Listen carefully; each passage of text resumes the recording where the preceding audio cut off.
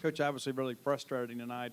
Chris comes in the ball game late there and kind of gives you a little bit of juice, I guess. Kind of what's the thought process behind getting him in, and what were your impressions of him? I think he did a really nice job when he came in. He provided a spark, pushed the ball down the field. His stat line, really, right? He got a couple drops in there. He's probably up there close to almost 100 yards passing.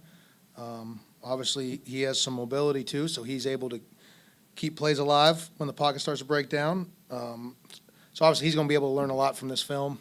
You know, when he got the ball out on time and took the free access throws, really, really good job. Obviously, he made a couple plays scrambling. I do think he can watch a couple of them clips, and, you know, the more you can throw on time and deliver the ball, typically the better you're going to be over the long term. And so while he did some good things with his legs, got to encourage him not to run around too much back there, and then obviously sometimes you can get a intentional grounding penalty. But very, very pleased with just his competitiveness when he came in, and he obviously provided a little spark. You see the energy pick up, and so it was a good job. You guys got off to a slow start there in the game, obviously, and had the crowd energized, and it seemed like Kentucky was able to take the crowd out of it a bit. I guess just how frustrating is that, having a home night game and coming out, having a slow start? Oh, I can't thank our fan base enough for the environments they've created every time here. Yeah, we had a great crowd tonight. Obviously, night game. You got the 98 West Division champs here to honor them. It's homecoming, so we had a tremendous atmosphere.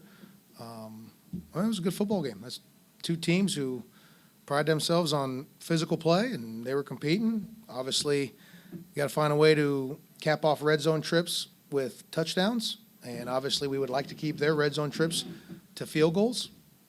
But, I apologize, or I'm disappointed the fans didn't have a better outcome to celebrate, but they did a tremendous job showing up and supporting the players.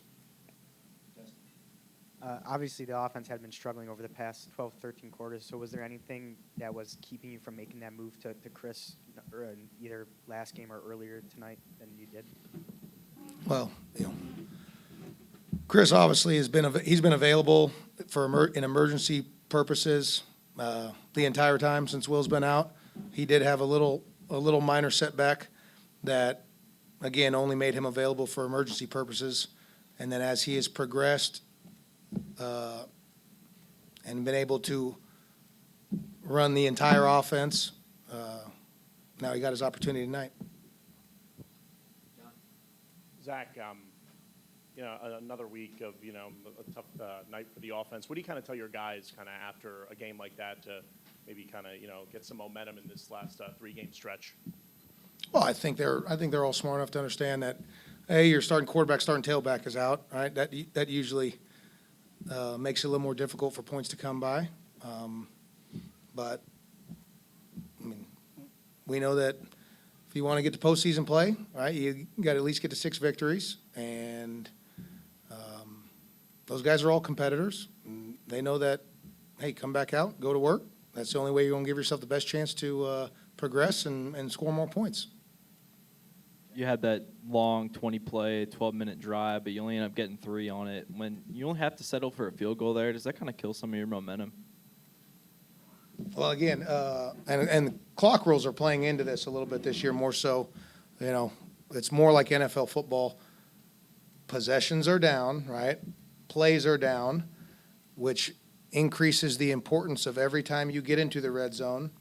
If you're not creating explosive plays where you pop a 60-yard touchdown run or you throw a ball over their head for a long pass, then drives that get into the red zone where the field shrinks, right?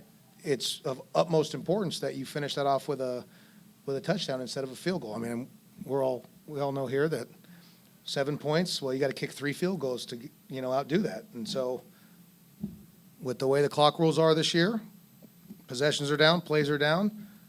It magnifies the importance of red zone trips. Touchdown percentage in the red zone is critical. Coach, in times of adversity, I know people look to the leader to kind of see how to behave and kind of act. But what do you do to kind of keep everybody holding the rope here and pulling in the same direction? Go to work. work harder. I mean, that's what you do in this sport, right? You put your, as I think Coach Sherrill told me, right? Put your nose down. He had a different term, but rear end up and keep on digging and grinding. Zach, we were talking about bowl eligibility a second ago. How confident are you that this team could end up becoming bowl eligible? How confident are you that in that happening? I'm confident our guys are going to come and work, and we're plenty talented enough to be in every game when we're in this game, right? And so, yeah. Coach, after that long touchdown drive, and then you guys got the stop on defense, that pick six right after you guys got the ball back, kind of talk about how or if that was very deflating for your team after that to get that stop on defense and then have that pick six right after that. I mean, yeah, in the short term, turnovers are always deflating, right? Obviously, you never want to turn the ball over.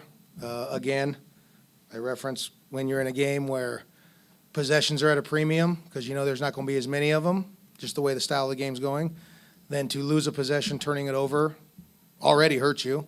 And then, obviously, for that to end up in points, right, where the defense isn't even able to come out and try to stop a sudden change and at least hold them to a field goal attempt, yeah, that creates adversity. But we can also respond by doing the same thing on defense. We got our hands on one. Jet played a route perfectly. You know, he wasn't quite able to hold on to it, but very similar situation. Read the route perfectly, a little bunch concept, jumped it, got his hands on it. That would have been great. Obviously, we could have even the non-offensive touchdown, defensive takeaway for a score, but They mentioned on the broadcast that Will had told some of the folks in the broadcast booth that he was confident that he could get back to play at least in the Egg Bowl. How have you felt about the way he's progressed with his injury, and do you think he can come back even sooner than the Egg Bowl?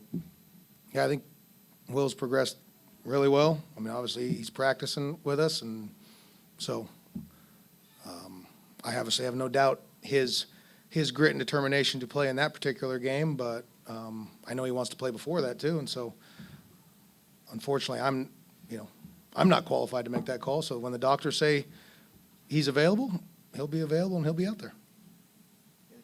We saw quite a few penalties, especially from the offensive line, some personal foul, unnecessary roughness type infractions.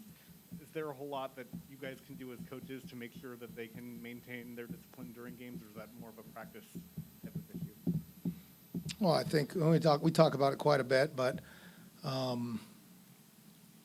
you have to play this game with emotion, but you can never lose emotional control, right? Because at the end of the day, if you get penalties, whether it be, of the 15-yard variety that either sets you back or give their offense additional 15 yards, all you're really doing is hurting the team, right? So you have to play this game with tremendous emotion and passion, but you can never lose emotional control, right? I think both teams, it was a spirited game. Both teams were coming out, getting after each other, playing physical.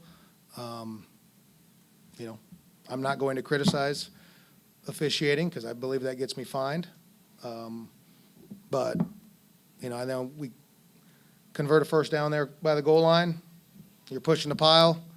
I guess it was ruled one of those pushes was a little too late, so then it became an unnecessary roughness. Now you're 15 yards back. Yeah, that hurts you, right? It's hard to score touchdowns when you get down to what would be first and goal at the 2 or 3, and now it's first and goal at the 18, right? So you can never lose emotional control. I know one time we punt, we get a good roll after it hits, so they have a really long field, but then there's a 15-yard penalty.